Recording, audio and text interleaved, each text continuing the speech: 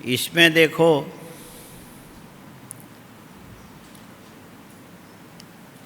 एक तत्व है ज्ञान,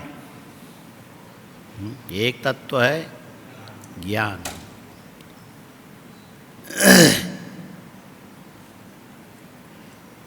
ये ज्ञान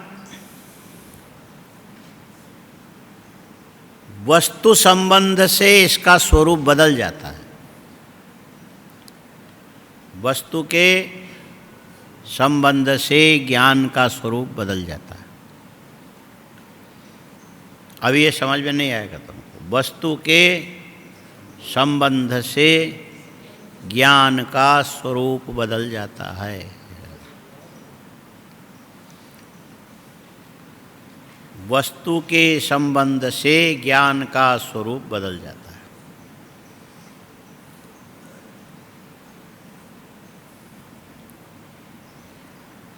वैसे ज्ञान स्वरूपतः परमात्मा का स्वरूप है। ज्ञान मूलतः क्या है? परमात्मा स्वरूप है। इसीलिए सच्चिदानंद ब्रह्म बोलते हैं, सत चित आनंद ब्रह्म। तो ये जो चित शब्द है ब्रह्म का स्वरूप है। अच्छा, ये स्वरूप से नीचे उतरना कब होता है? स्वरूप से नीचे ज्ञान कैसे उतरता? इसके लिए तीन चीजें हैं। दार्शनिक भाषा में इसको त्रिपुटी शब्द से प्रयोग किया। त्रिपुटी, पुट, पुट, संपुट। पुट माने बर्तन होता है, ऐसा दो के बीच में जो है ना उसको पुट। जैसे दुर्गा सप्तशती पाठ करते हो तो उसमें से एक मंत्र लेकर के पहले बोला, बीच में एक श्लोक, उसके बाद फिर दूसरा, फिर एक बोला, फिर दोने में गुलाब जामुन रख करके दोने से ढक दो। ये गुलाब जामुन क्या हुआ? दोने से पुटित हो गया, संपुटित हो गया। नीचे भी दोना है, ऊपर भी दोना है, उसके बीच पे गुलाब जामुन है। समझ रहे हो? इसी का नाम है संपुटीकरणम। इसको क्या बोलते हैं? नीचे भी दोना, बीच पे गुलाब जामुन, ऊपर भी दोना। ये जो आने वाला अधिक मास है, इसमें भी 30 मालपुआ। नीचे कांसे का बर्तन, ऐसे लिखा तो अलग है, सोने का बर्तन बनाओ, तुम्हारा घर ही बिक जाएगा पूरा। और 30 मालपुआ रखो और ऊपर से सोने के बर्तन से ढको। तो ढक करके वो जो मोली है ना, धागा, उसे 7 फेरा लपेटो, लाल कपड़े से लपेट के, और उसके बाद ब्राह्मण को दान में दे दो। जो लेगा उसका तो भला हो जाएगा, लेकिन जो देगा उसका तो फिर, हाँ भागीरथ जी, देगा बाद में भला होगा, बहुत दिन के बाद। ये निवेश के बहुत लंबे समय के बाद फल देने वाला है, तत्काल फल नहीं देगा। इन्वेस्टमेंट बोलते हैं ना, क्या बोलते हैं? ये इन्वेस्टमेंट शब्द कहाँ से आया?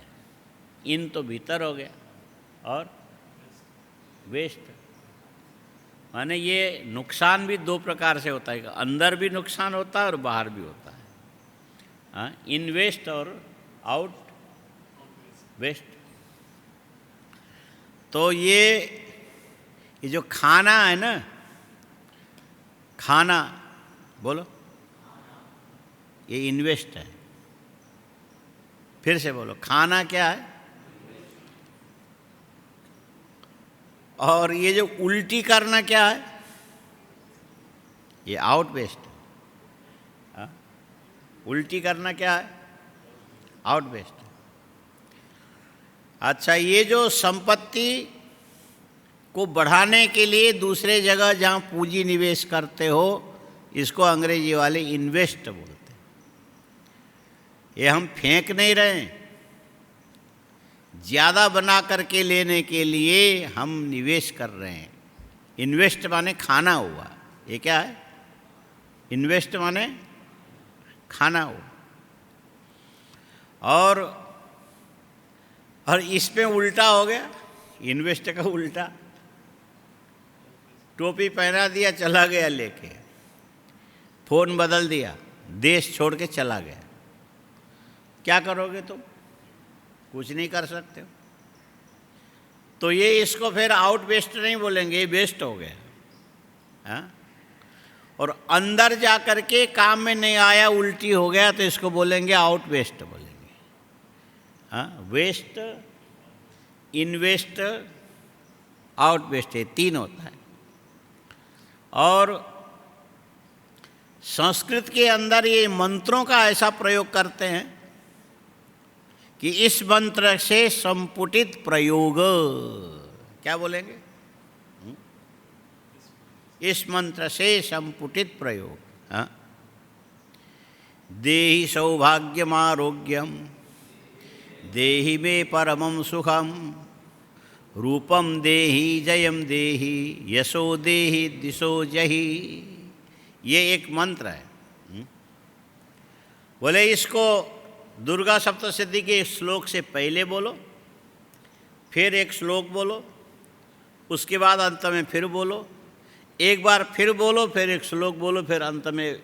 ऐसा करके दो को दोना बना करके बीच में एक श्लोक को रखना। इस ढंग से किए जाने वाले पाठ को संपुटित पाठ बोलते हैं। आया समझ? अब इसको लेकर के इधर आओ। ये जो ज्ञान है, ज्ञान में भी तीन पुट हो जाते हैं। त्रिपुटीकृत ज्ञानम, ये शब्द लिखो पहले। त्रिपुटीकृत ज्ञानम। हाँ, त्रिपुटीकृत ज्ञानम। यहाँ पुट माने उपाधि, पुट माने बर्तन, पुट माने साधन। हाँ, पुट माने उपाधि, पुट माने बर्तन, पुट माने साधन। ठीक है? अच्छा, ये जो ज्ञान है, हाँ, ज्ञान परमात्मा का स्वरूप है। पहले तो ये लिखना है, ज्ञान परमात्मा का स्वरूप है। उस ज्ञान का संबंध, उस ज्ञान का संबंध अहंकार विशिष्ट बुद्धि से यदि हो गया, अहंकार विशिष्ट बुद्धि से उस ज्ञान का यदि संबंध हो गया,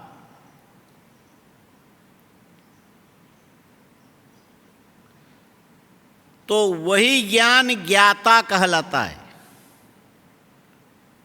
वही ज्ञान, क्या लिखा है? ज्ञान अहंकार विशिष्ट बुद्धि से संबद्ध होने पर ज्ञाता कहलाता है। बोलो। ज्ञान अहंकार विशिष्ट बुद्धि से संबद्ध होने से ज्ञाता कहलाता है।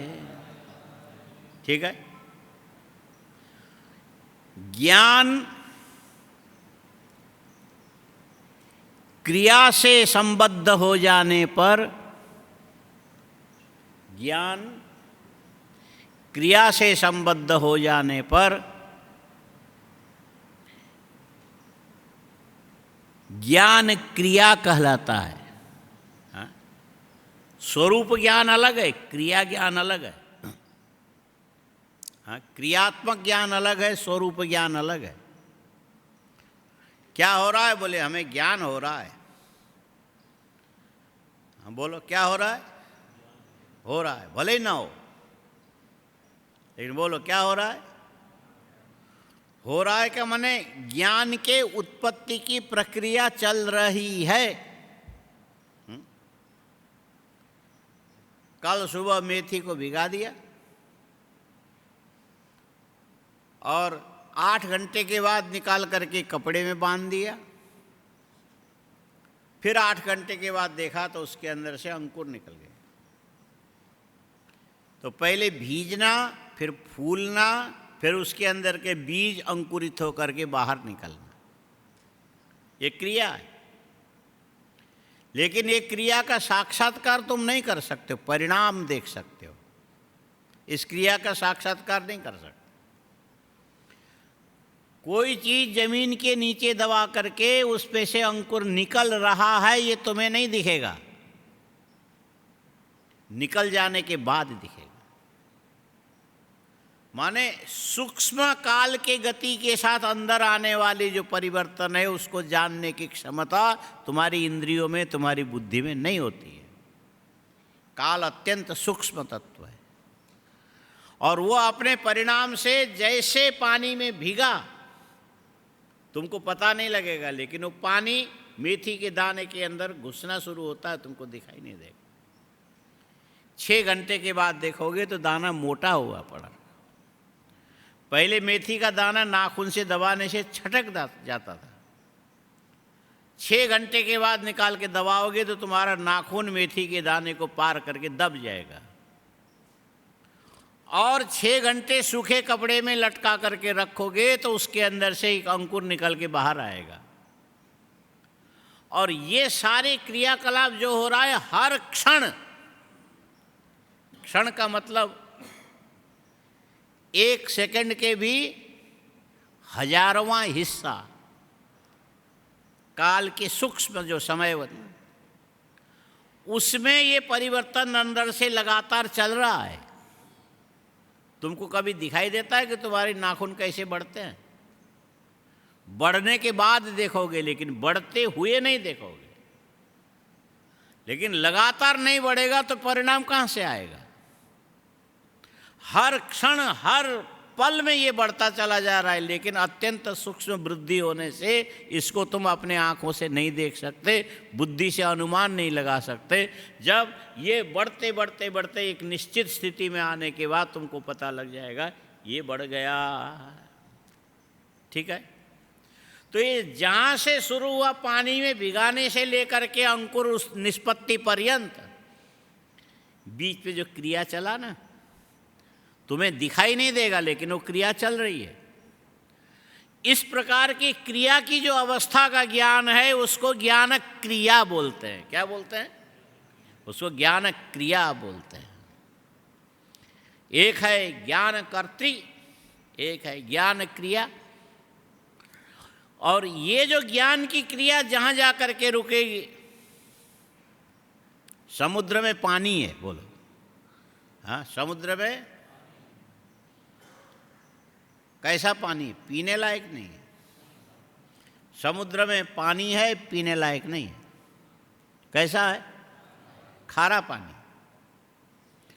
और पानी समुद्र से ही पूरी दुनिया में फैलता है।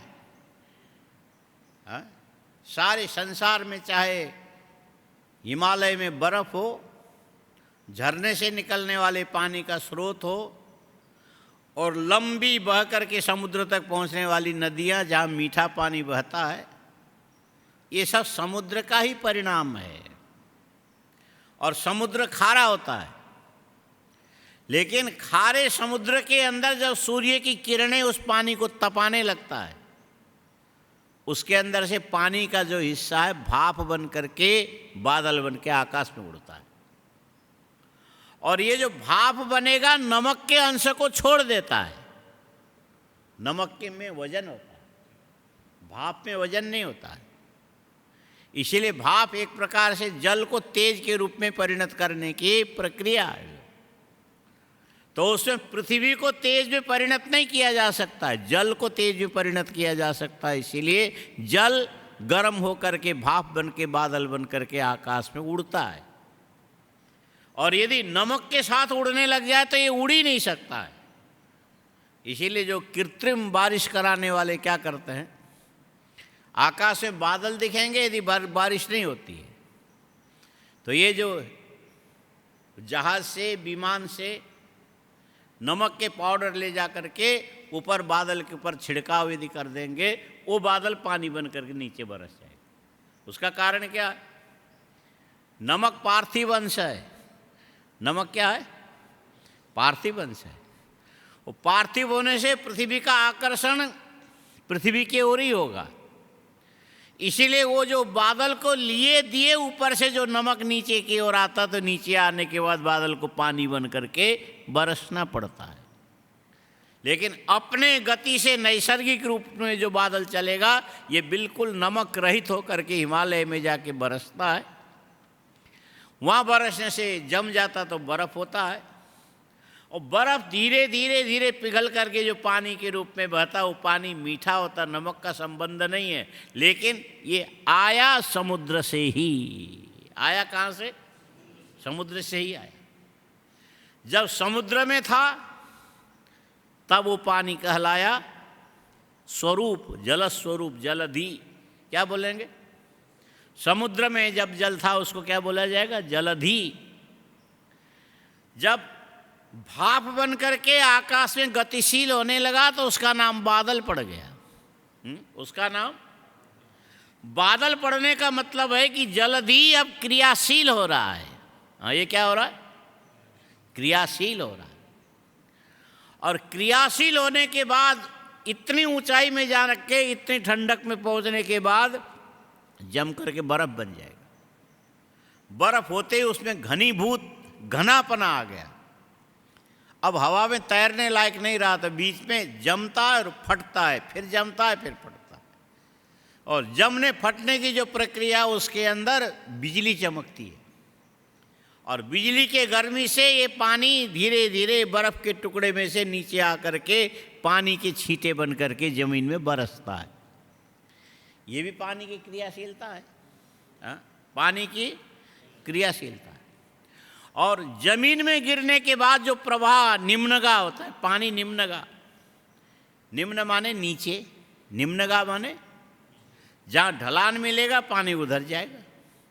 ऊंचे पहाड़ से बहते बहते जाना किधर है? बोले समुद्र में जाना है। ये बहना कब तक चलेगा? जब तक समुद्र की प्राप्ति नहीं होगी तब तक ये पानी बहता ही रहेगा। समुद्र के मिलने के बाद पानी का बहना रुक जाएगा। आया समझ? समुद्र से निकल करके अनेक प्रक्रियाओं से गुजरते हुए फिर निम्न स्तर की ओर बहते बहते जब तक समुद्र में नहीं पहुंचा, तब तक बादल से लेकर के समुद्र गमन पर्यंत जो जल की क्रिया, ये अवस्था क्या है? तुम्हारे ज्ञान की क्रिया के समान ये जल की क्रिया है। इसीलिए उस ज्ञान की अवस्था को क्रियात्मक होने से ज्ञान क्रिया बोलते हैं। क्या बोलेंगे? ज्ञान क्रिया। अब मुझे धीरे धीरे ज्ञान हो रहा है। क्या बोलेंगे? अब मुझे धीरे धीरे हो नहीं रहा है, अभिनय कर रहे हैं। अब मुझे धीरे धीरे ज्ञान हो रहा है। तो हो रहा इस प्रकार के लगातार चलने वाले वर्तमान कालिक क्रिया, जो क्रिया के साथ जुड़ गया, तो ये ज्ञान क्या कहलाने लगा? ज्ञान क्रिया कहलाने लगा। जब परमात्मा के स्वरूप में था तो ये ज्ञान स्वरूप ज्ञान, और कर्ता के साथ संबद्ध हो गया तो ये ज्ञान ज्ञाता बन गया। क्या बना? ज्ञाता माने जानने वाला। बुद्धि अहंकार के साथ ज्ञान का संबंध होने से वो ज्ञान में ऐसी बात आती कि मैं जानने वाला हूँ, मैं जानने वाला हूँ। ये ज्ञान का कर्तृ स्वरूप का प्रकाशक एक विशेषता है, समझ।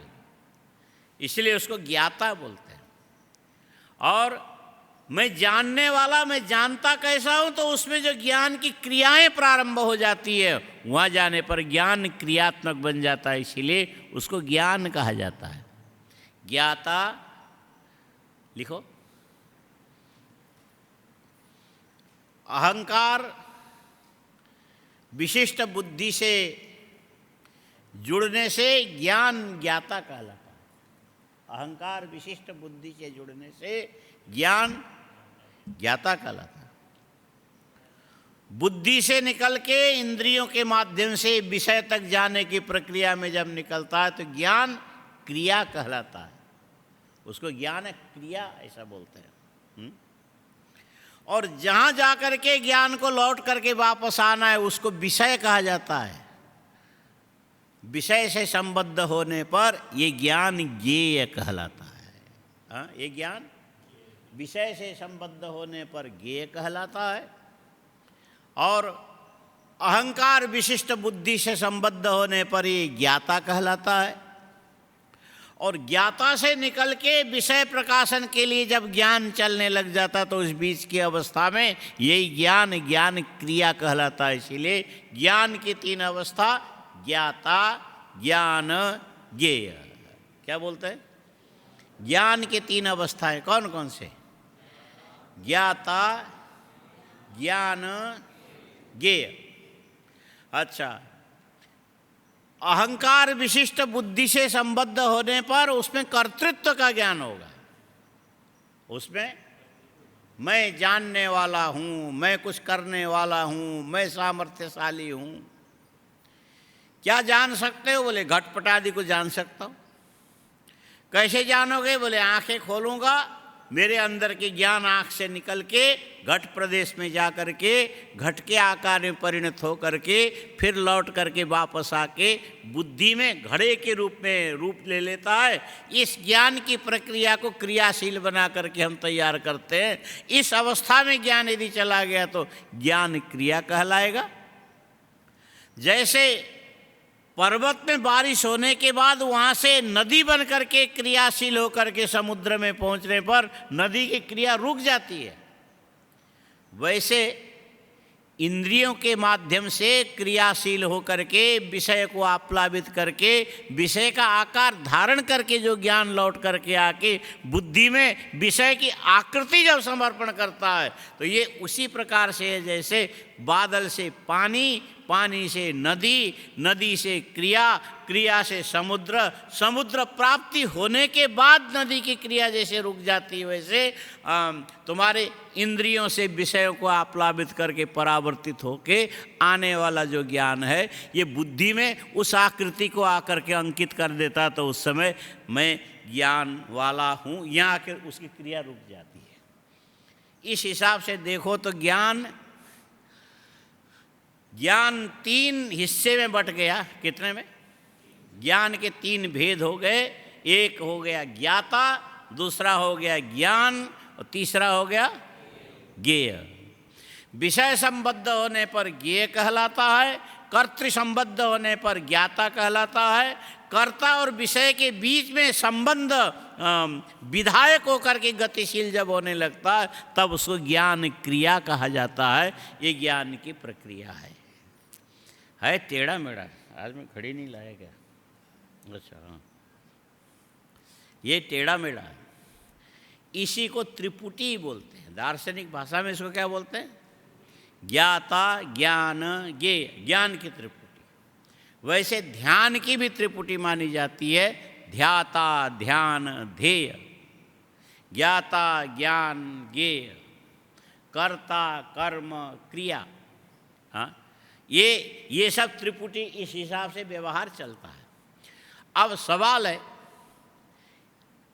एकमेव अद्वितीयम ब्रह्म, एकमेव अद्वितीयम ब्रह्म, एकमेव अद्वितीयम, द्वितीय नहीं बोलना, क्या बोलना? एकमेव अद्वितीयम, एकमेव अद्वितीयम। कई बार जो अधकचरा जो ज्ञान है ना वो गड़बड़ करता है। एक बार कई महात्मा लोग बैठे थे तो सम्मेलन था, सम्मेलन में सब लोग बोलते हैं। तो एक अच्छे पढ़े लिखे वेदांताचार्य में हूँ, एको ब्रह्म द्वितीयो नास्ति, ऐसा बोला। तो सब बड़े बड़े विद्वान बैठे थे वहाँ, अच्छे समझदार। तो सभा में किसी ने कुछ नहीं बोला। वहाँ से उठ करके सब महात्मा एक जगह बैठे, फिर भोजन करने के लिए बैठे। तो एक महात्मा जी ने उनसे पूछा, ये आपने कहाँ पढ़ा एको ब्रह्म द्वितीयो नास्ति? तो बोले उपनिषद में पढ़ा। जितने उपनिषद अभी उपलब्ध हैं, मुझे सभी उपनिषद याद है। एको ब्रह्म द्वितीयो नास्ति, ये कहीं पर भी उपनिषद में नहीं है। कितना आत्मविश्वास है, मेरे सामने की बात। ये अब तो दोनों ही नहीं रहे। ये ना माधवानंद जी, रामचंद्र गिरी जी, इनको मंडलेश्वर बनाया था। हाँ, शरीर छूट, वो प्रेमपुरी आश्रम में एक बार ऐसा बोल गए, एको ब्रह्म द्वितीयो नास्ति। और स्वामी काशिका जी भी वहीं थे। वहाँ से उठ करके प्रेम कुटीर में हम लोग गए। जब भोजन के पंक्ति में बैठे तो कहने लगे, ये एको ब्रह्म द्वितीयो नास्ति मैंने आज नया सुना, ये आपने कहाँ से निकाला इसको? ले उपनिषद से। वो भी जोश में आ गए। सारा उपनिषद मुझे कंठस्थ है, कहीं कौन से उपनिषद में बोलो? तो बगल झाँकने लगे। फिर कहने लगे, हमको गुरुजी ने बताया था। ले आपके गुरुजी कौन है? फिर इधर उधर झेपते हुए कहने लगे, उन्होंने ज्वाला प्रसाद गौड़, सन्यासी काल के प्राचार्य, उनसे पढ़े होंगे। ज्वाला प्रसाद गौड़ ने कहा, ज्वाला प्रसाद गौड़ ने कहा, बोले वो उनके समकक्ष थे, साथ में पढ़े हुए। ज्वाला प्रसाद गौड़ ने ऐसा बोला कि एको ब्रह्म द्वितीयो नास्ति। मैं तो मानता नहीं था कि वो इतना मूर्ख होगा। सब लोग बड़े हैरान हो गए, क्या मामला है? सब देखने लगे, किसी का ध्यान नहीं गया। फिर धीरे से मुस्कुराते हुए बोलने लगे, भाई साहब, ब्रह्म शब्द नित्य नपुंसक लिंग है, एका शब्द पुलिंग है, ब्रह्म शब्द नपुंसक लिंग है। तो एको ब्रह्म कभी नहीं बनेगा, एकम ब्रह्म द्वितीयम नास्ति। ये तो हो सकता है। हाँ, क्या बनना चाहिए? एकम ब्रह्म द्वितीयम नास्ति, ये तो हो सकता है। लेकिन एको ब्रह्म द्वितीयो नास्ति ये शब्द अशुद्ध है। कोई पढ़ा लिखा विद्वान ऐसा प्रयोग नहीं कर सकता है। तब उन्होंने कान पकड़ लिया। हाँ, आप लोग महामंडलेश्वर कहलाते हो, विज्ञ व्यक्तियों के समाज में जाकर के कभी इस प्रकार के शब्द प्रयोग मत करना। यदि संदिग्ध है उतना अंश मत बोलो, बाद में निश्चय करके फिर बोलो। लेकिन मुखमस्ति इति वक्तव्य में ऐसा कोई ज़रूरी नहीं है। हमारे पास मुख है इसलिए हमको बोलना चाहिए, ये ज़रूरी नहीं है। पहले सोचो, समझो, और प्रामाणिक है, बिल्कुल सही है ऐसा मालूम पड़े तब जाके बोलो, नहीं तो अनाप शनाप मत बोला करो। तो वो बात वहाँ समाप्त हो गया। इसीलिए ये ध्यान रखना, ब्रह्म शब्द क्या है? नित्य नपुंसक लिंग है। ब्रह्म शब्द पुल्लिंग में प्रयोग नहीं होता। इसीलिए एका नहीं कहा जाएगा, ब्रह्म के साथ मिलाने के लिए कहना पड़ेगा एकम। क्या बोलेंगे? एकम ब्रह्म। द्वितीयो नास्ति नहीं बोला जाएगा, द्वितीयम नास्ति, ब्रह्मातिरिक्तम द्वितीयम वस्तुअंतरम नास्ति, ऐसा बोला जा सकता है। माने ये अर्थतः असंगत नहीं है, लेकिन तुम्हारे शब्द प्रयोग करने का जो तरीका है वो सही तरीके से हुआ नहीं। और जब तक, जैसे गांव में बोलते हैं ना, चलो चाचा फफीम खाए, हाँ, चलो चाचा फफीम खाएं। तो चाचा ने कहा, भतीजा फफीम तो बाद में खाना, पहले बोलना सीख, फफीम नहीं अफीम। हाँ, पहले बोलना सीख, खाना बाद में। इसीलिए सबसे पहले बोलना सीखना चाहिए। क्या होना चाहिए? सबसे पहले। इसीलिए रोज बोलता हूँ, देने के नाम पर तुम्हारे पास है क्या? हाँ, देने के नाम पर तुम्हारे पास क्या है? वो बीकानेर वाले बोलते हैं, ब्राह्मण से ब्राह्मण मिले, साधु से साधु मिले, ब्राह्मण से साधु मिले। ये पूर्व जन्म के संस्कार, लेना देना कुछ नहीं, नमस्कार ही नमस्कार। हाँ, यही है, इसमें कोई फायदा नहीं है। भागीरथ जी समझ रहे हो? हाँ, ब्राह्मण से बनिया मिले तो लेन देन हो सकता है। हाँ, बनिए से ब्राह्मण मिले तो भी कम से कम आशीर्वाद तो देगा। हाँ? और ब्राह्मण से ब्राह्मण क्या, ना उसका आशीर्वाद उसको चाहिए ना उसको उसका चाहिए। तो लेना देना कुछ नहीं, लेकिन व्यवहार कैसे? बोले नमस्कार ही नमस्कार। तो तुमसे हमको कुछ लेना देना नहीं है, सब समझ रहे हो? लेकिन लेना भी है। यदि दे सकते हो, उदारता तुम्हारे अंदर है, कमाई हुई चीज़ नहीं है, भगवान की दी हुई चीज़ है, वो दे सकते हो। क्या चीज़ है? वो है ध्यान। क्या है? ध्यान। ये ऐसी चीज़ है कि यदि दोगे दूसरों को तो उसका फल तुमको मिलेगा। यदि नहीं दोगे तो ये ध्यान होकर के कि भी न के बराबर होता है। तभी रोज़ बोलता हूँ कि किसी चीज़ को सुनो, ध्यान पूर्वक सुनो। क्या होना चाहिए? उससे पता लग जाएगा ये शब्द है, ये अर्थ है, ये शब्द और अर्थ का संबंध है, और शब्दार्थ संबंध के द्वारा बुद्धि में उत्पन्न होने वाला ये परिणाम है। इसके लिए देने के लिए और किसी चीज़ की जरूरत नहीं है। क्या देना चाहिए? ध्यान देना चाहिए। क्या देना चाहिए? ध्यान। हाँ, ध्यान। ज्ञान देना नहीं। ज्ञान तो कौन किसको देगा? किसकी जेब में ज्ञान पड़ा है जो देवे? ज्ञान कोई किसी को देता नहीं है। लोहे का टुकड़ा ले लो, छोटा सा, लेकर के पत्थर में तरीके से घिसना शुरू करो। इधर घिसो, इधर घिसो, इधर घिसो, इधर घिसो। थोड़ा समय लगेगा। घिसते घिसते घिसते घिसते वो लोहे का टुकड़े के अंदर चाकू के धार निकल आता है। क्या आएगा? चाकू का धार निकल आएगा। और ये धार बाहर से ले जाके तुमने चिपकाया नहीं है, ये धार उसके अंदर विद्यमान था, लेकिन धार के ऊपर आवरण पड़ा हुआ था। तुमने घिस घिस के दोनों बाजू के आवरण को हटाया तो लोहे में धार आया। उसके अंदर था, वहीं तुमने प्रकट किया। धार उसके अंदर था, आवरण से ढका हुआ था। घिस करके आवरण को हटा दिए जाने के बाद अंदर पड़ा हुआ जो लोहे के टुकड़े का धार बाहर निकल करके आया।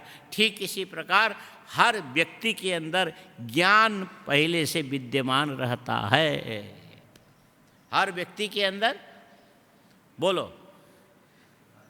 चाकू के, लोहे के टुकड़े के अंदर चाकू के धार के समान हर व्यक्ति के अंदर ज्ञान विद्यमान रहता है। लेकिन उस ज्ञान को आवृत करके रखने वाला अज्ञान भी उसी को ढक के रखता है। और यहाँ जो प्रयत्न होता है, धार अंश को आवृत करके रखने वाले लोहे के अंश को घिस करके तुम धार बनाते हो, वैसे ज्ञान तुम्हारे अंदर विद्यमान है, अज्ञान से ढका हुआ है। उस अज्ञान को हटाने की कोशिश तो हम कर सकते हैं, लेकिन हम तुम्हें ज्ञान निकाल के दे नहीं सकते। ज्ञान यदि प्रकट होगा तो तुम्हारे हृदय के अंदर से बाहर प्रकट होगा।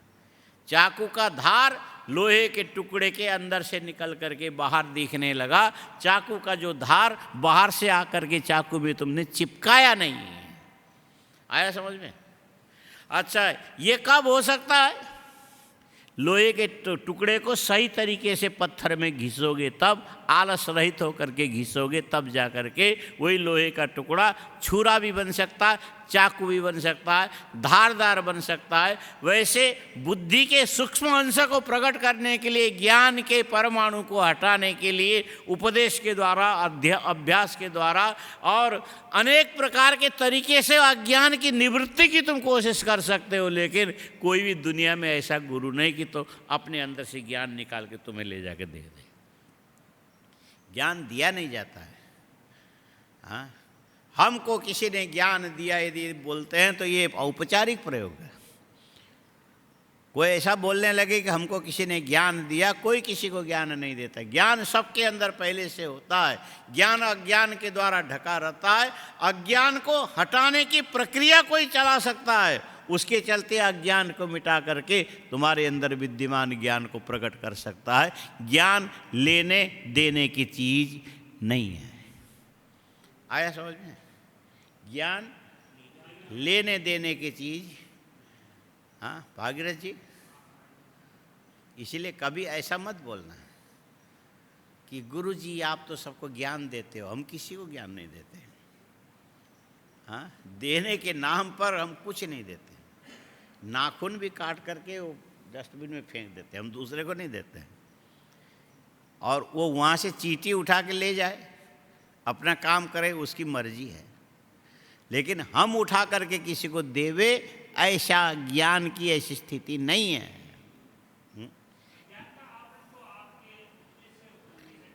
अब लिपापोती कर लो, बात अलग है। हाँ? असली चीज तो यही है, ज्ञान लेने देने की चीज नहीं है। ज्ञान न लेने की चीज है न देने की चीज।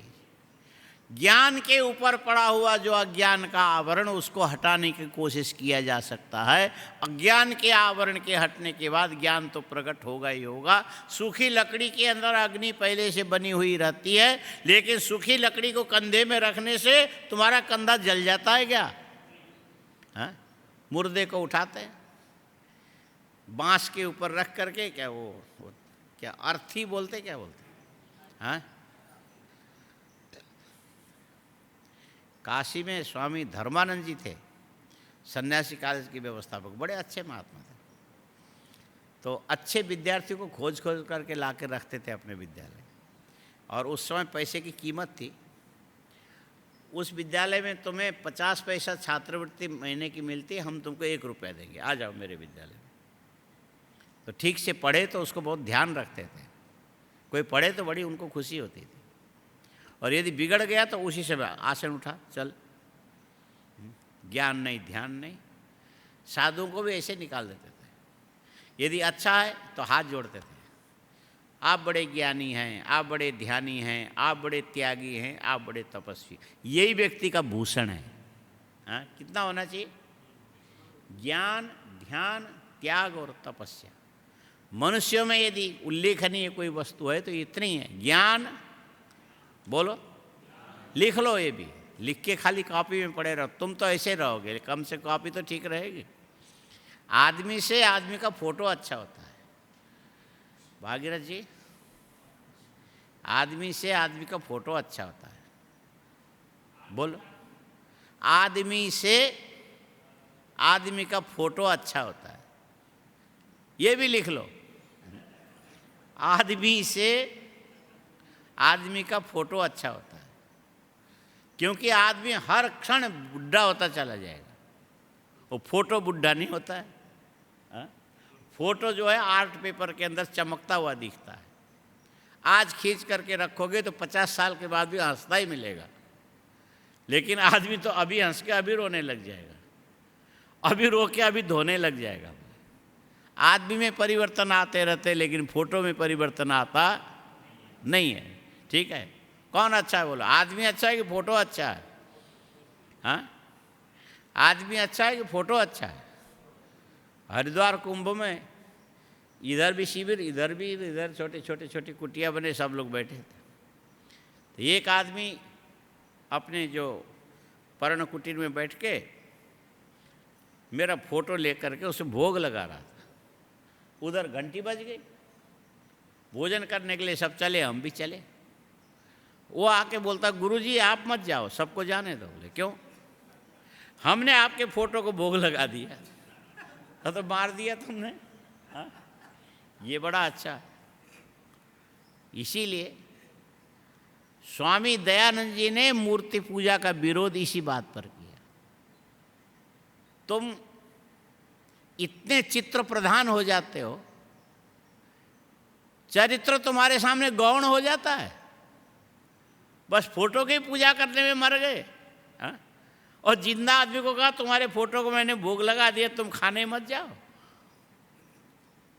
प्रधान चरित्र का होता है, चित्र का नहीं होता है। भले बदलने वाला ना हो, भले सदा सुंदर दिखने वाला हो, लेकिन चित्र चित्र है, चरित्र चरित्र है। चरित्र में व्यक्ति है, चरित्र में आत्मा है, चरित्र में क्रिया है, चरित्र में दृष्टि है, और चरित्र में प्रयत्न है, चरित्र में सुधार की आकांक्षा है, चरित्र में ज्ञान की इच्छा छिपी हुई रहती है। इसीलिए चाहे भले एक एक क्षण में परिवर्तित हो जाए, चरित्र अच्छा होता है चित्र की अपेक्षा। बोलो, चरित्र अच्छा होता है चित्र की अपेक्षा। पर हम लोग चित्र के पीछे इतने पड़ गए, कोई हिसाब नहीं। ये हमारी उन्नति नहीं है। हर आदमी के पास में मोबाइल है, और मूर्ख के हाथ में, बंदर के हाथ में नारियल की तरह। खाने का काम तो आता नहीं, फोड़ेगा तो कहाँ, सिर पर मारेगा तो सिर फूट जाएगा, वो तो कुछ काम में नहीं आता। वैसे तुम्हारे पास में मोबाइल, जिधर मर्जी उधर फोटो खींचने लगे। वो ये मोबाइल को बेचने के लिए क्या अच्छा हिसाब लगाया है, इसमें कैमरा लगा है, इसलिए कभी फोटो खींच सकते हो। एक आदमी शौचालय में बैठ के अपने फोटो निकाल रहा है, तेरी जहर है। ये क्या है, साधन का दुरुपयोग नहीं है? ऐसा होता है। तो ये जो चित्र के पीछे पागल होकर के जाओगे तो चरित्र गायब हो जाएगा। चरित्र है तो चित्र बनेगा, चरित्र नहीं है तो चित्र नहीं बनेगा। इसीलिए ध्यान किस पर देना चाहिए? हाँ, ध्यान चरित्र पर देना चाहिए। चित्र प्रधान आदमी को नहीं होना चाहिए, चरित्र प्रधान होना चाहिए। ये हम लोग भूल जाते हैं इस चीज़ को, हमारे ख्याल में ये सब नहीं आता। हम चित्र के पीछे पड़ेंगे तो ऐसे पड़ेंगे जिसका कोई हिसाब नहीं। चित्र ही चित्र रह जाता है। और ये चित्र ही चित्र के जंगल में जा करके ऐसे विचित्र बन जाओगे, तुम आदमी हो कि पिशाच हो पता ही नहीं लगेगा। चित्र के चलते आदमी कैसा कैसा बन जाता है। यहाँ इतनी सी दाढ़ी रखेगा, इधर रखेगा, और इस सिर के ऊपर ऐसा रखेगा जैसे लगे कि स्मशान में आधा जल गया था, आधा बच गया, वहाँ से भाग के आया हो। तो यूँ करके किम जोंग ओंग बनेगा। ये मूर्खता की चरम सीमा है और कुछ नहीं है। हाँ, ये क्या है? ये चित्र प्रधान होने से विवेक लुप्त हो जाता है। कल सिनेमा वाला यदि जूता यहाँ सिर पर पहन करके घूमने लग जाए तो तुम भी उसी ढंग से घूमने लगे। क्या है? बोले फैशन है आज का, चप्पल कट। कोई उसमें तर्क नहीं है, कोई उसमें युक्ति नहीं है, कोई उसमें प्रयोजन नहीं है, कोई उसका उद्देश्य नहीं है। बस उसने किया तो हमने भी किया। इसी अर्थ में उपनिषद के अंदर लिखा, अंधे नैव नीयमाना यथांधा। अंधों के पीछे चलने वाले अंधों के समान ये चित्र के पीछे चलोगे तो ऐसे ही होगा। इसका अर्थ ये नहीं कि चित्र बिल्कुल बेकार है। चित्र स्मारक हो सकता है। चित्र क्या होगा? किसी व्यक्ति, जिसका चित्र लेकर के तुम बैठते हो उसको देखने से उस व्यक्ति का चरित्र याद आ सकता है। स्मारक वस्तु को तुम सब कुछ इसी में यदि रखने लग जाओगे तो कैसे चलेगा? इसीलिए मनुष्य व्यवहार की दृष्टि से एक तंत्री होकर के ऐसा मूर्ख बन जाता है कि जो बुद्धिमान आदमी को मूर्ख बनते देर लगता नहीं। आया समझ? ज्ञान की कितनी विधाएं हैं? एक स्वरूप ज्ञान है, वो ब्रह्म है। हाँ, एक स्वरूप ज्ञान है, वो क्या है? ब्रह्म स्वरूप है। और यही जो स्वरूप ज्ञान है, स्वरूप से अविचलित होते हुए अपने आप में यही स्वरूप ज्ञान अहंकार विशिष्ट बुद्धि को जब प्रकाशित करने लगता है तब वही ज्ञान ज्ञाता कहलाता है। हाँ, अहंकार विशिष्ट बुद्धि को वो जो स्वरूप ज्ञान प्रकाशित कर, ज्ञान का काम है प्रकाशित करना। ज्ञान का काम क्या है? अप्रकाशित को प्रकाशित करना ज्ञान का काम है। ये अहंकार विशिष्ट बुद्धि को जब प्रकाशित करने लगता है तो प्रकाशित करते समय उस ज्ञान का नाम पड़ जाता है ज्ञाता। और वहाँ से इंद्रियों के द्वारा प्रवाहित होकर के जड़ विषय को प्रकाशित करने के लिए जब जाता है, जाते समय क्रिया के साथ संबद्ध होने पर उस ज्ञान को ज्ञान क्रिया कहा जाता है। और जिस विषय में जाके तदाकार आकारित होकर के लौट करके आता है उस विषय को ज्ञेय बोला जाता है। इसीलिए ज्ञान के तीन पुट त्रिपुटी अवस्था ऐसा बोलते, ज्ञाता, ज्ञान, ज्ञेय। हाँ, ज्ञान की तीन अवस्थाएं कौन कौन है? ज्ञाता, ज्ञान, ज्ञेय। अच्छा, अब इस श्लोक को पढ़ो। स्विश्व जन्म स्थिति संयमार्थे, उस परमात्मा ने विश्व को जन्म देने के लिए, विश्व जन्म, उस समय क्या किया? यहाँ पर नीचे श्रीधर स्वामी ने लिखा, नहीं मूल में ही है, स्विश्व जन्म स्थिति संयमार्थे कृतावतार प्रगृहीत शक्ति चकार कर्माण्यति पुरुषाणि यानीश्वर कीर्तयतानि मह्यम। इसके जो चाबी यहाँ पर छिपी हुई है, प्रगृहीत शक्ति ही, यहाँ पर इसकी चाबी, स्विश्व जन्म स्थिति संयमार्थे, वो जो ज्ञान स्वरूप परमात्मा जगत को उत्पन्न करने के लिए अवतीर्ण हुआ। अरे जगत में अवतीर्ण होगा, जगत के बनने से पहले कैसे वो अवतीर्ण हुआ? यहाँ तो ये सवाल आएगा। अभी जगत बना नहीं, दुनिया है नहीं, तो दुनिया में भगवान अवतार लेकर के कैसे आया? आने से पहले दुनिया तो होनी चाहिए ना। और यहाँ ऐसे लिख दिया, स्विश्व जन्म स्थिति संयमार्थे, स्थिति और संयम पालन करने के लिए, संहार करने के लिए भगवान आए, ये तो समझ में आता है। लेकिन जगत के बनने से पहले ही भगवान आए, ये कैसे समझ में आए? कहाँ आए? भगवान थे वो बात अलग है, लेकिन आए कैसे? और उसका उत्तर ये दिया, प्रगृहीत शक्ति ही सन। हाँ, प्रगृहीत शक्ति, इसको ऐसा समझना, बिजली बोलते हैं। क्या बोलते हैं? बीजली, ज है वो। हाँ, ये जो पहाड़ के लोग बीजूली बोलते हैं, ऐसा नहीं, ज है। क्या बोलोगे? बीजली। हाँ, फिर से बोलो, क्या है? विशेषेण जली, बोलो। हाँ, माचिस की तिल्ली को माचिस के वो जो पिछले हिस्से में ऐसा रगड़ के तो वो तिल्ली जल जाती है, ठीक है? तो इतना घर्षण करने के बाद जला ना, न छुआ न घर्षण हुआ, कुछ नहीं, वैसे जलने लगी। इसी को बिजली बोलते हैं। हाँ, विशेषण जली, बोलो, विशेषण। हाँ, कहते हैं भागीरथ जी, कभी भी ननद और भाभी को एक ही गाड़ी में बैठा के कहीं भेजना नहीं चाहिए, उसमें शॉर्ट सर्किट हो जाता है। हाँ, वो जल जाता है। हाँ, सास बहू को भी एक साथ नहीं बैठाता है, गड़बड़ होता है। बैठाओ तो भी इतनी दूरी, और ऐसा बैठाओ कि सास आगे रहे और बहू पीछे रहे तो चलेगा। यदि आमने सामने हो, 5 मीटर दूर बैठ करके भी एक दूसरे को देखेगी। और उत्तरी में विशेषण जली, विशेषण, कोई छूने की जरूरत नहीं, रगड़ की जरूरत नहीं, कुछ नहीं, वैसे आग लग जाएगा। और बिजली भी तो ऐसे होता है। बिजली में क्या किसी चीज़ को ला करके आप घर्षण करते हो क्या? आकाश में ऐसे ही चमकने लग जाती है।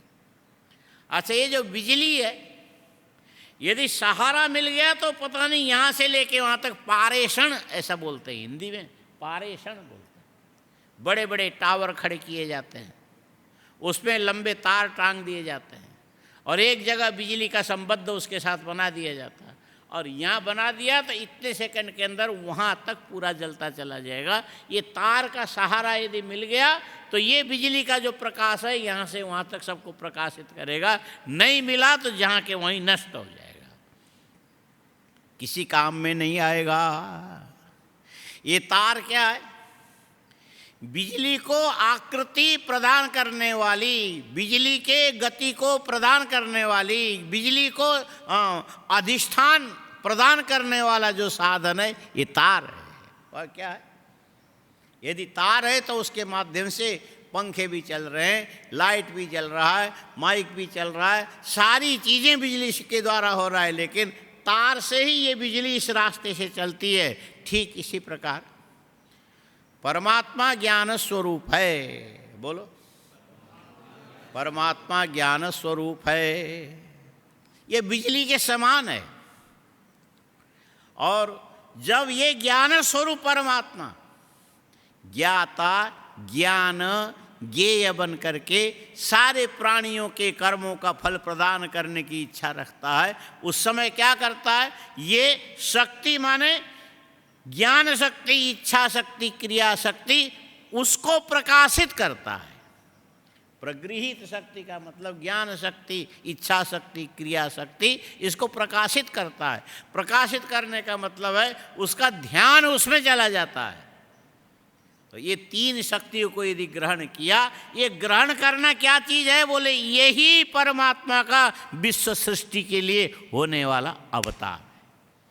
ये परमात्मा का विश्व सृष्टि के लिए होने वाला, वो अपने स्वरूप में, स्वरूप ज्ञान स्वरूप में स्थित था, केवल ज्ञान स्वरूप में, एकमेव अद्वितीयम ब्रह्म इस रूप में था।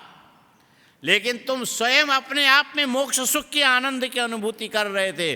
ब्रह्म तो अनंत है ना, अनंत प्राणियों के संस्कार, अनंत प्राणियों का स्वरूप उसके अंदर विद्यमान है। उन प्राणियों के अनंत काल से किए जाने वाले कर्म का जो फल है, वो फल प्रदान करने के लिए इच्छा शक्ति, ज्ञान शक्ति, क्रिया शक्ति, उसको उसने ग्रहण कर लिया। प्रगृहित शक्ति यही उसका पहला अवतार है। स्वरूप ज्ञान में स्थित रहने वाला परमात्मा ने इच्छा शक्ति, ज्ञान शक्ति, क्रिया शक्ति को प्रकाशित करने का जो मन बनाया, यही परमात्मा का विश्व सृष्टि के लिए होने वाला सबसे पहला अवतार है। अब उसको पढ़ो, श्लोक पढ़ो। सविश्व जन्म स्थिति संयमार्थे, और इसी के द्वारा पूरे चराचर जगत में यहाँ ज्ञाता भी बनेगा, ज्ञान भी बनेगा और ज्ञेय भी बनेगा। ज्ञाता, ज्ञान, ज्ञेय ये सब अनंत है। जानने वाले अनंत हैं, जानने वालों के ज्ञान अनंत है, और जानने वालों के लिए जो विषय ये भी अनंत है। ज्ञाता, ज्ञान, ज्ञेय अनंत को कर्म फल प्रदान करने योग्य बनाने के लिए तीन प्रकार की शक्ति के साथ जो स्वरूप ज्ञान संबद्ध हो गया। संबद्ध पहले भी था, ध्यान पूर्वक, संकल्प पूर्वक परमात्मा ने संकल्प किया, किए गए कर्मों का फल प्रदान करने के लिए मैं तीन प्रकार की शक्ति को अब सक्रिय करता हूँ। इस प्रकार का संकल्प परमात्मा ने जो पहले किया, ये संकल्प करना परमात्मा का अपने स्वरूप से नीचे उतरना है। इसीलिए प्रगृहित शक्ति सन सविश्व जन्म स्थिति संयमार्थे, आगे उत्पन्न होने के बाद उसको संभालने के लिए भी अंत में इस जगत को विराम देने के लिए, संहार करने के लिए भी उस परमात्मा ने अपने स्वरूप से एक सीढ़ी नीचे उतर करके अवतार लिया। अवतरणम अवतार, एक सीढ़ी नीचे आना। हाँ, हम लोग रहते ऊपर है, और ये भागवत के एक श्लोक का अर्थ करने के लिए सीढ़ी से नीचे उतरते हैं। ये अवतार है, और परमात्मा अपने स्वरूप में स्थित है तो सबसे ऊंची स्थिति में, और प्राणियों के किए गए कर्म का फल प्रदान करने के लिए इच्छा शक्ति, ज्ञान शक्ति, क्रिया शक्ति के साथ उस परमात्मा ने विशेष रूप से ध्यान दिया, तो विश्व की सृष्टि के लिए उसका अवतार हुआ, स्थिति के लिए अवतार हुआ, और संयम के लिए अवतार लिया। इस प्रकार सविश्व जन्म स्थिति संयमार्थे कृतावतार, प्रगृहित शक्ति सन कृतावतार। तीन प्रकार की शक्ति को ग्रहण करके ये अवतरित हुआ। चकार अवतरित होने के बाद तो जैसे साधारण जीव कर्म करते वैसे परमात्मा भी कर्म करेगा, लेकिन जीवों का कर्म कैसा है? पराधीन कर्म, अदृष्ट के अधीन कर्म है, प्रारब्ध के अधीन कर्म है, और ये कोई प्रशंसनीय कर्म नहीं। प्रारब्ध अदृष्ट न होने पर भी जीवों के कल्याण के लिए जो परमात्मा ने अवतीर्ण होकर के कर्म किया, चकार कर्माणि, लेकिन वो कर्म कैसा? अति पुरुष कर्माणि। अति पुरुष कर्म का मतलब है इतनी विशाल पृथ्वी, अरे तुम 1 कुंटल वजन उठा करके 1 घंटे तक खड़े नहीं रह सकते हो, और पूरी पृथ्वी को उठा करके रसातल से लेके पृथ्वी जल के ऊपर स्थापित किया भगवान ने। ये कोई साधारण जीव के समान कर्म नहीं है, अति पुरुष कर्म है ये। क्या? और एक छोटी सी अंगुली के ऊपर पूरे के पूरे गोवर्धन पर्वत को लेकर के खड़े होना 7 दिन तक हिले डुले बिना, ये भगवान का कैसा कर्म है? अति पुरुष कर्म है, साधारण कर्म नहीं है। यानी स्वर कीर्तयतानि मह्यम, ऐसे जो भगवान के पुरुष के क्षेत्र से भी आगे बढ़ करके पुरुष व्यक्ति कल्पना भी नहीं कर सकता है, ऐसे दिव्य कर्म अवतीर्ण होकर के भगवान करते हैं। ये अवतार दिखाई देना तो बड़े भाग्यशाली की किसी की बात है, लेकिन सुनने पर भी तुम्हारे मन के अंदर के अनंत प्रकार के कालुष्य को मिटा के तुम्हें शुद्ध करने में समर्थ है। इसीलिए हे मैत्रेय जी, हे ऋषिवर, कृपा करके भगवान के इसी प्रकार के चरित्र आप हमको सुनाइए। ये श्लोक ऐसे कंठस्थ करके मनन करना चाहिए। हाँ, अच्छा श्लोक है। हाँ, कई बार हमको ऐसा लगता है कि शायद हम जान गए होंगे, हमको ज्ञान हो गया होगा, तुम लोगों को तो पहले हो जाता। ये क्या बार बार एक ही श्लोक बोले, ये इतना ही तो है बस।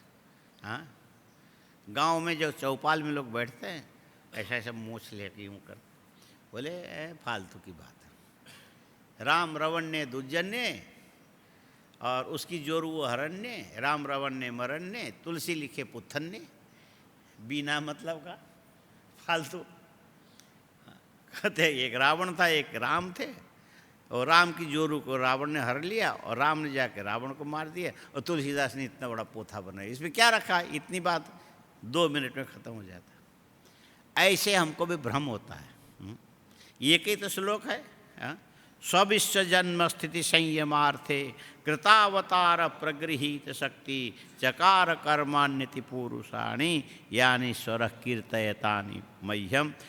विदुर जी ने कहा कि हे मैत्रेय जी, ऐसे जो भगवान का चरित्र है कृपा करके आप हमको सुनाइए, मैं सुनने की इच्छा रखता हूँ। ये पहले तो लगता है कि हमने जान लिया, लेकिन इतना ही जानना पर्याप्त नहीं है। ज्ञान के अंदर की गहराई, समुद्र के अंदर की गहराई तुम माप सकते हो, लेकिन ज्ञान के अंदर की गंभीर गहराई को कोई इतनी जल्दी माप सकता नहीं है। फिर भी कोशिश करना चाहिए। समुद्र को मापने के लिए समुद्र में डुबकी लगाना चाहिए। समुद्र के अंदर जाने का अपना एक आनंद है। ज्ञान के गहराई में डुबकी लगाने की कोशिश करने का अपने आप में आनंद है। ज्ञान परमात्मा का स्वरूप है। इसमें जितना गहरा माने गहराई तक डुबकी लगा पाओगे उतने तुम आनंद की अनुभूति कर सकते हो। जो सत्य है वही चित्त है, माने ज्ञान, जो चित्त है वही आनंद है। लेकिन ये आनंद अनुभव कब कर पाओगे? जब इसके गहराई तक डुबकी लगाओगे तब। तो डुबकी लगाने के लिए थोड़ा गौरव भी चाहिए, वजन भी चाहिए। डूबने के लिए वजन चाहिए। बोलो, डूबने के लिए वजन चाहिए, और वजन के लिए जीवन चाहिए। वजन के लिए जीवन चाहिए। इसीलिए वो जो उर्दू वाले ऐसी ऐसी चीज़ें जोड़ जोड़ के लिखते हैं। मुर्दा पानी में तैरता है, मुर्दा तैरता है पानी में। बोलो, फिर से बोलो, मुर्दा तैरता है पानी में। डूबने के लिए भी जीवन चाहिए। हाँ, इससे मुर्दा को यदि डूबना हो तो जीवन चाहिए। जीवन होगा तो डूबेगा, और मरा हुआ होगा तो ऊपर ही ऊपर तैरता रहेगा। और इस ज्ञान के समुद्र के अंदर डुबकी लगाने के लिए जीवन जैसा गौरव चाहिए, तब जाके डुबकी लगा के इसके अंदर से कुछ चीज़ें लेकर के बाहर आ सकते हो। इसमें देने के लिए ध्यान चाहिए जो तुम्हारे पास नहीं है। देने के लिए क्या चाहिए? ध्यान चाहिए जो तुम्हारे पास नहीं है। न हो तो खोज लेना। थोड़ा इस ध्यान को ध्यान से यदि एकत्र करके यहाँ देने के लिए आओगे तो कुछ ज्ञान उसके बदले में हो सकता है। ध्यान के बदले में ज्ञान मिलेगा। बोलो, ध्यान के बदले में ज्ञान मिलेगा। वो ध्यान यदि तुम्हारे अंदर नहीं रहेगा तो फिर जैसे हो वैसे तो वही। बुद्धिमान बनने के लिए कोशिश करनी पड़ती, लंठ तो तुम पहले से हो, इसमें कोई मेहनत करने की ज़रूरत। हाँ, लंठ बनने के लिए मेहनत नहीं करनी पड़ती, वो तो आदमी पहले ही पैदा होता है।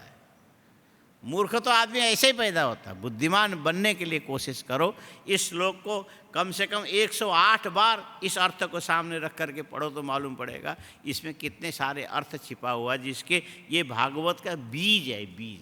इसी को लेकर के मैत्रेय जी ने आगे उत्तर देना प्रारंभ किया तो ये विस्तार आगे गया। स्विश्व जन्म स्थिति संयमार्थे कृतावतार प्रगृहीत शक्ति चकार कर्माण्यति पुरुषानि यानि स्वर कीर्तयतानि मह्यम। बस आज हो गया समय, फिर बाकी कल देखेंगे। ओम पूर्णमदः पूर्णमिदं पूर्णात् पूर्णमुदच्यते पूर्णस्य पूर्णमादाय पूर्णमेवावशिष्यते। ओम शांति शांति शांति। शंकरं शंकराचार्यं केशवं बादरायणं सूत्रभाष्यकृतौ वन्दे भगवन्तौ पुनः पुनः। ईश्वरो गुरुरात्मेति मूर्तिभेद विभागिने व्योमवद्व्याप्तदेहाय दक्षिणामूर्तये नमः। ओम शांति शांति शांति।